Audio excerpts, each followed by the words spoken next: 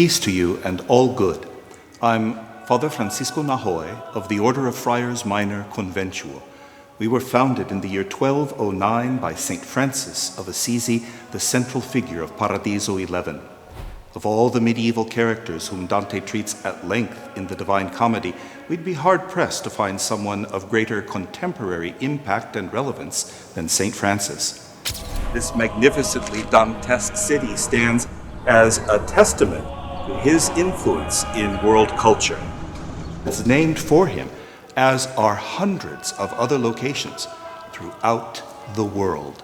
Indeed, the Poverello of Assisi has had an astonishing afterlife in world culture, in Christian spirituality, and the social dimensions of compassion for the poor, the sick, and the marginalized.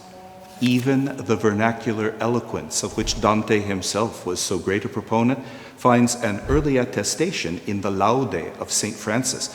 Altissimo, onnipotente buon Signore, tu sole laude, la gloria, l'onore e ogni benedizione.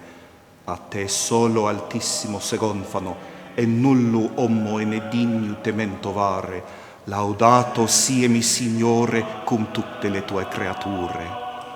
Today's canto, Paradiso 11, begins with an apostrophe to the joys of the heavenly journey in contrast to earthly cares. Saint Thomas Aquinas, the great Dominican philosopher and theologian, appears and apprehends the pilgrim's thoughts. Dante, of course, hopes for clarity from the angelic doctor, who, in fact, begins immediately to make his characteristic distinctions in order to narrate the life of St. Francis. Thomas here unfolds the biography of Francis in a series of rhetorical figures. First, Francis is the rising sun. Then he marries Lady Poverty, which in turn attracts others to follow him in what will become the Franciscan movement, soon to receive official approbation from the Pope. Eventually, Francis goes on a quest for martyrdom, but God preserves him for another end, the sacred stigmata, only revealed at his death. These wounds of Christ, nailed to the cross, were imprinted in his body and brought him into even greater conformity with the crucified Lord. Francis, as Thomas tells Dante, was born in Assisi, between the Topino and Chiascio, both tributaries of the great Tiber. Identifying his subject by the rivers associated with their native places, Thomas squarely fits into the tradition of the epic poets of Greece and Rome, and this suggests a stronger bond between theology and poetics than we may normally recognize. Francis' father was Pietro Bernardone, a successful cloth merchant in the region. As a young man, Francesco experienced a profound conversion experience in the aftermath of a disastrous conflict between his native Assisi and nearby Perugia. Francis was held prisoner for nearly a year. Reevaluating his frivolous and worldly life up to that point, in contrast to the simplicity of the gospel message, placed Francis on a collision course with the wishes of his father, who wanted him to continue his own lucrative trade. In the account given us by Friar Thomas of Celano, Francis fled his family home into the Piazza Comune of Assisi, where Pietro, hot in pursuit, confronted his son publicly.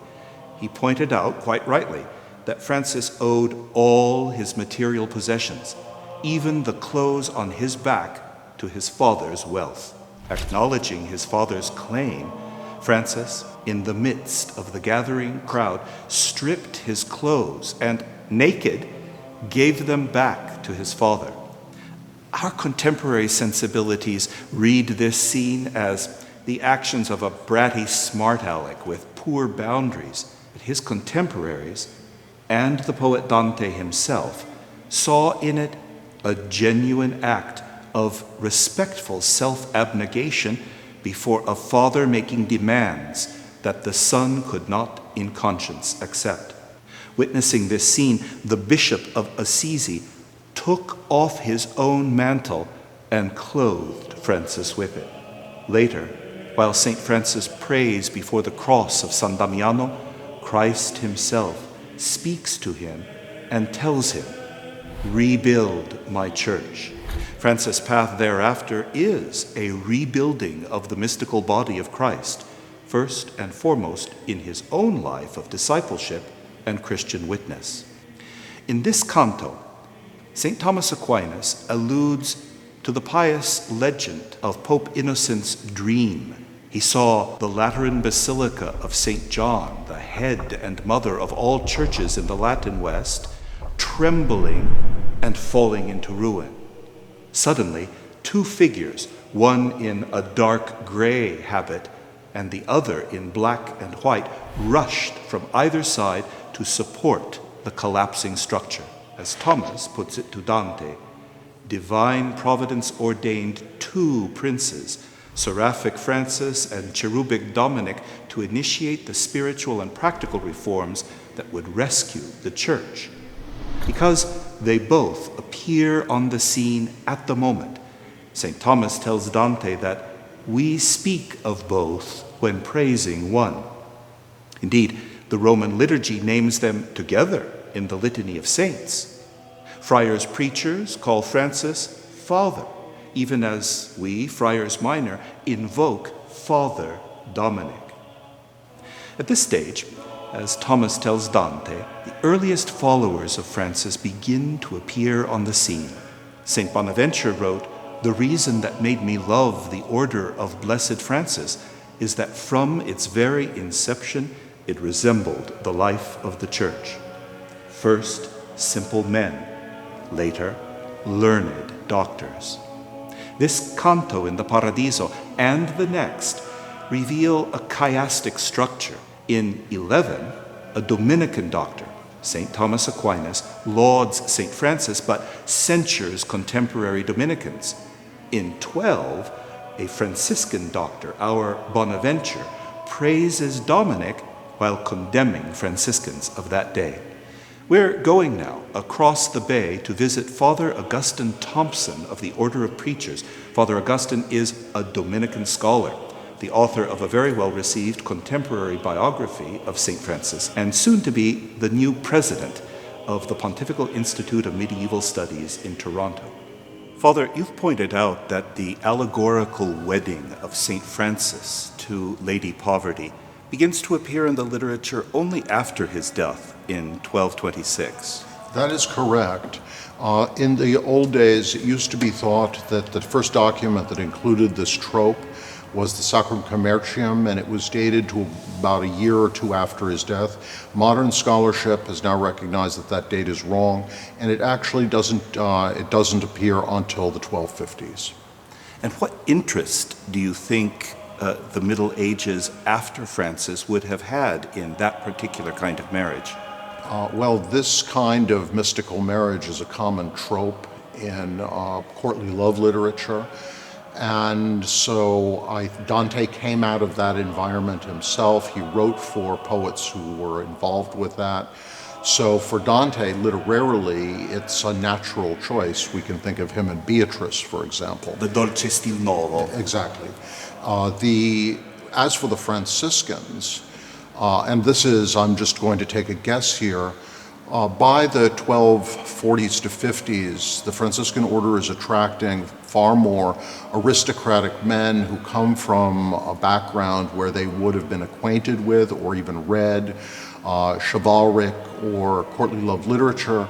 The romantic trope of Francis on this model would be one that they would understand and find very appealing, romantic as it is.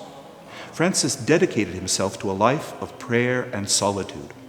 One day, in a singular moment of ongoing personal conversion, Francis encountered a leper. In his age, lepers were often forced to ring a bell wherever they went and to cry out the warning, "Unclean." Social customs had embedded in Francis an incomparable loathing for persons afflicted with what today we call Hansen's disease. He reacted to lepers with repugnance and anxiety. Like so many of his contemporaries, his personal revulsion furthered the humiliation of these persons and added to their suffering. Nonetheless, in a decisive moment of illumination, Francis suddenly perceived in this leper the embodiment of God's beauty, a human being to be loved and cared for tenderly. Choosing to embrace the leper instead of avoiding him, Francis began to regard all people with a compassion modeled upon the Lord's self-giving at Calvary.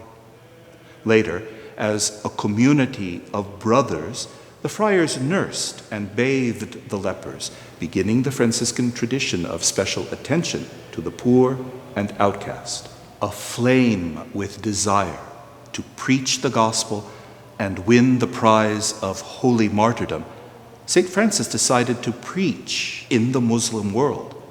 Thus, in the midst of the Fifth Crusade, Francis dramatically crossed the battle lines at Damietta in order to speak with Malik al-Kamil, the Ayyubid Sultan of Egypt. Intrigued by the courage and simplicity of this bold but unassuming man, the Sultan recognized in Francis a Christian unlike any other.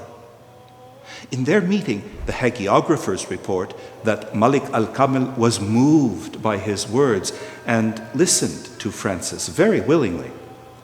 With admiration for his visitor, the Sultan spared Francis and sent him back to Italy.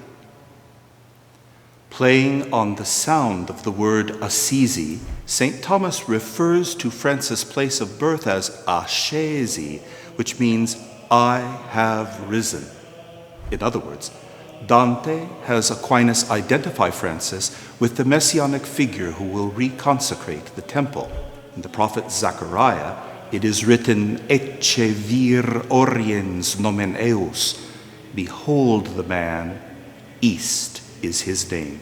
Both scripture and ancient Christian hymnody identify the east as the direction from which the resurrected Jesus and the eschatological Christ approach. Thus, Dante presents Francis of Assisi as the risen Lord's most convincing disciple of the latter days. And what, after all, does discipleship mean, if not imitatio Christi? For Francis, the imitation of Christ was a lifelong process of purification through fasting and penance, almsgiving and contemplative prayer. The trope of Lady Poverty signals, above all, his explicitly kenotic spirituality. For in Philippians, the Apostle Paul writes, though he was in the form of God, Jesus did not deem equality with God something to be grasped at.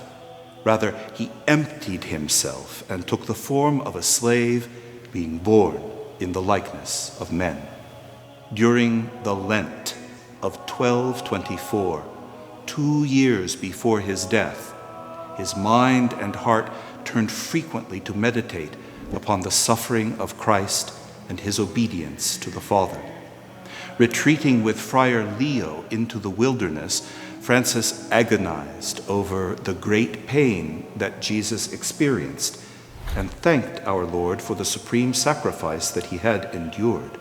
On the 14th of September in that year, the feast of the exaltation of the Holy Cross, in the solitude of prayer on Mount Alverna, Francis beheld the crucified Christ, borne aloft by 6 wings. In this moment of seraphic ecstasy, he who had sought to imitate Christ in all things received the marks of his Lord's crucifixion, stigmata on his hands, his feet, and his side.